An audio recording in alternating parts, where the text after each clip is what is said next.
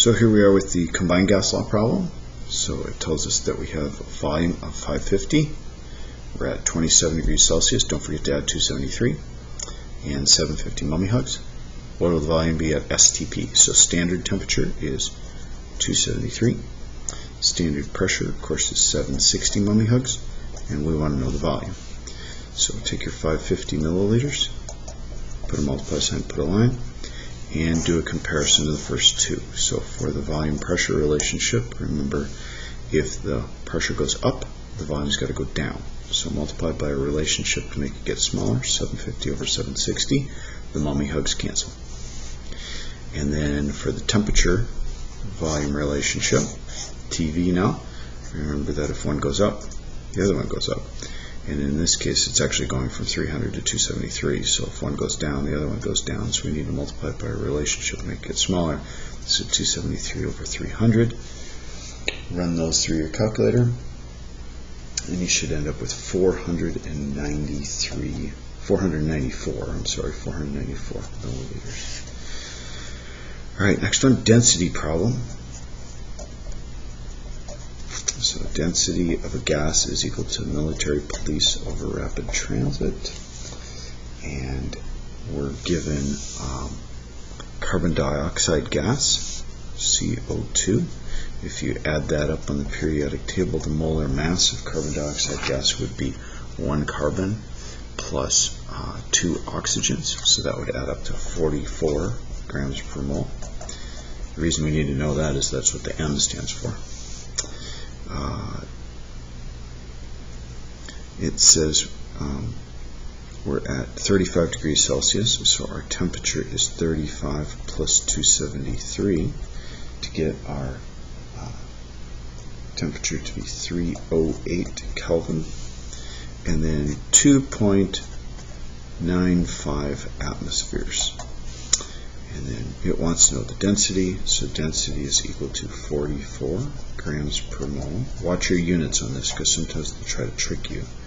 The pressure is 2.95 atm divided by R. So the R you need is the one in atmospheres. So 0.08206 liters times atmospheres per mole times Kelvin times T, and remember it's got to be in Kelvin, so 308. Run those through your calculator and you get 5.316 grams per liter. Dalton's law of partial pressure, gas is collected over water,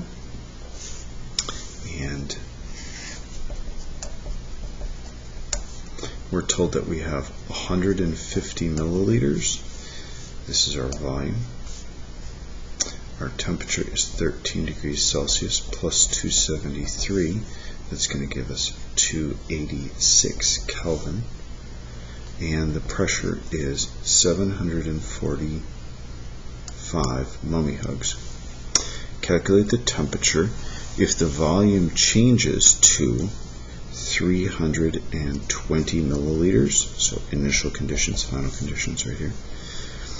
And the pressure of the dry gas changes to 760 mummy hugs. So change from mummy hugs to mummy hugs, so our units remain the same. The vapor pressure of water is 11 mummy hugs. So this was our initial pressure when we collected the gas over water. To be able to find the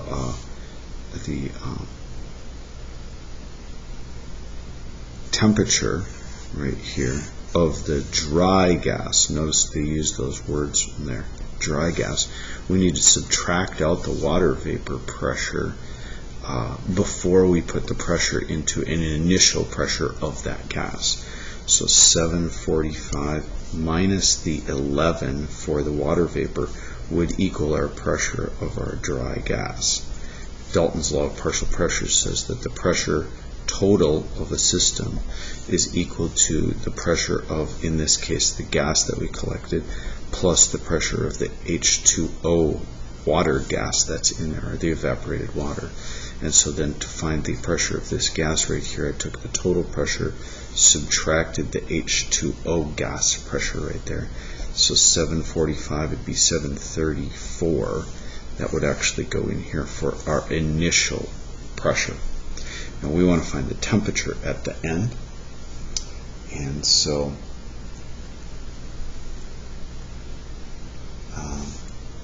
we could do, let's just do it this way. Our relationship then would be 286 Kelvin, and let's compare the temperature and the volumes first. TV relationship, we know that if one goes up, the other one goes up. So if the volume goes up, the temperature's got to go up. So it'd be 320 for 150. Just make sure they're the same units, and then they're going to cancel. And then let's compare temperature to pressure right here. And remember, pressure is actually 734 going to 760, and temperature and pressure are directly proportional as well. And so if the pressure goes up, the temperature has to go up. So we put 760 over 734, and these are both in mummy hugs, so they would cancel. Run those through your calculator, and I believe you end up with 632 Kelvin.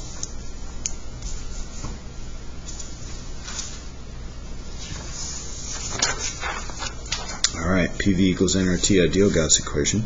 Calculate the pressure of 17.9 grams of nitrogen gas, don't forget it's diatomic, occupying a 15 liter cylinder at 45 degrees Celsius. Don't forget to add 273 to that, because you have to get to Kelvin. So this would be 318 Kelvin. And then it asks for the pressure, so PV equals nRT. The other way you could do this is you could use PV equals mass divided by molar mass times RT, molar mass right here. Then you could put the mass in there directly, and you could add up the molar mass on the periodic table, and it just saves you a step. But we're going to solve this for pressure, so let's divide both sides by volume, because then the volumes go away. So pressure is equal to mass divided by molar mass times RT divided by V. So my mass is 17.9 grams. My R, let's see, it asks for the pressure, but it doesn't say what units to give the pressure in. So you're given the privilege of determining which value you'd like to use. I'm going to use 8.31 kilopascals times liters per mole times Kelvin. But if you used 62.4, then it would be in mummy hugs. If you used 0.08206, it'd be in atmospheres. And then our temperature was 318 Kelvin divided by our molar mass. So add up nitrogen on the periodic table, and be careful and know that nitrogen is diatomic, so it's 14 times 2 or 28. That's in grams per mole. And then our volume, we're told, is 15 liters. Make sure that's in liters, because we want our liters to cancel with our liters, our Kelvin with our Kelvin, our moles with our moles, and our grams with our grams. So we're left with kilopascals as our answer. And so this ends up being 112.6 kPa. Now, if you did this with a different R, you would have a different answer, because you'd have different units for the pressure. Last one, molar mass. So gas is measured at, has a mass of, what is the molar mass? So this one, we're going to use this equation again, where PV equals mass over molar mass times RT. And we want to solve for molar mass, so multiply it by capital M on both sides, and those cancel. Divide by PV on both sides, so then the PV's cancel. So now molar mass is equal to MERT divided by PV. Now we can plug in the values. So we're told we have 0.384 grams. Our R value right here we have to use in mummy hugs, because that's what they give us right here. So 62.4 mummy hugs times liters per mole times Kelvin times temperature, which is 50, plus 273, make sure that you get it into Kelvin, divided by the pressure, which is 485 milliliters, so 3 to the left, 0.485 liters because we want the liters to cancel with the liters. See why it's important to put your units in. Make sure that you're able to cancel those. If you put 485 in there, you'd get that wrong. And then times the pressure, which is 625 millihugs. So millihugs cancel with millihugs here. Our Kelvin cancels with our Kelvin, and we're left with grams over moles, which would be a molar mass. And so I believe then we end up, if you run this through the calculator, 25.58 grams per mole. More on the next one.